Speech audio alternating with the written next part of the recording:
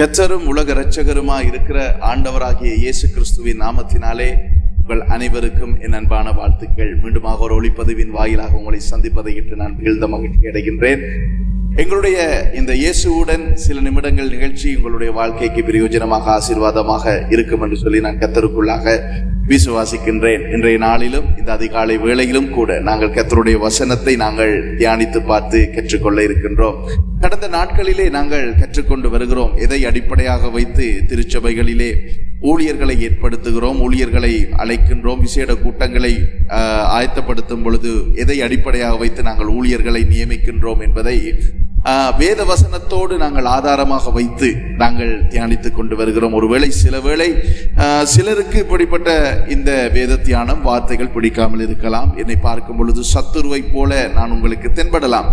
ஆனாலும் கர்த்தருடைய வார்த்தையை பிரசங்கம் பண்ணுவது, கர்த்தருடைய வார்த்தையை கற்றுக் கொடுப்பது நான் விசுவாசிக்கிறேன் கர்த்தர் எனக்கு கொடுத்த அவருடைய பொறுப்பாக இருக்கிறதாக. இதனாலே நான் யாரையும் நான் பிரியப்படுத்தாதபடிக்கு நான் கர்த்தருடைய வசனத்தை வசனமாக பேசும்படிக்கு நான் விரும்புகின்றேன். இன்றைய நாளிலும் கூட இதை அடிப்படையாக வைத்து ஏன் இப்படிப்பட்ட மனிதர்களை, ஏன் இப்படிப்பட்டவர்களை ஊழியத்திற்கு ஏற்படுத்துகிறார்கள் என்று சொன்னால், சில ஊழியர்கள், திருச்சபை தலைவர்கள், திருச்சபையின் மேய்ப்பர்கள் ஏன் இப்படியான காரியங்களை செய்கிறார்கள் என்று சொன்னால், மற்றவர்களை பிரியப்படுத்துவதற்கு, சிலவேளை விசுவாசிகளை பிரியப்படுத்துவதற்கு அவர்கள் ஊழியத்தை செய்கிறார்கள்.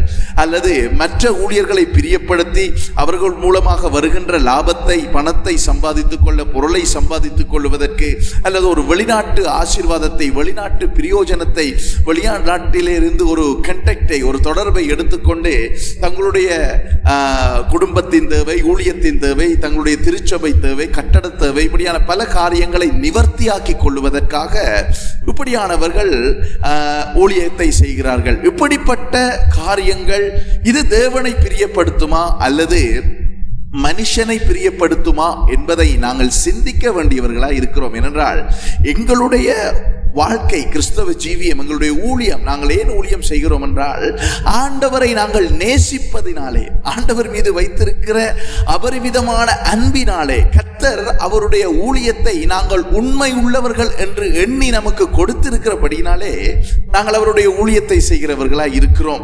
நாங்கள் இந்த ஊழியத்தை தெரிந்து கொள்ளவில்லை, கர்த்தர் அவருடைய பணியை செய்யும்படிக்கு என்னையும் உங்களையும் தெரிந்து கொண்டவராய் இருக்கிறார். ஆகையினால் நாம் நித்தியத்துக்குள்ளே போவதற்கு, நித்திய ஜீவனுக்குள்ளே போவதற்காக எங்களுடைய இந்த கிறிஸ்தவ வாழ்க்கையை வாழ்கிறோம். ஆகையினால் நாங்கள் ஆண்டவரை பிரியப்படுத்த வேண்டியவர்களாய் இருக்கிறோம். நீங்களும் சிந்தியுங்கள், நீங்கள் ஆண்டவரை பிரியப்படுத்த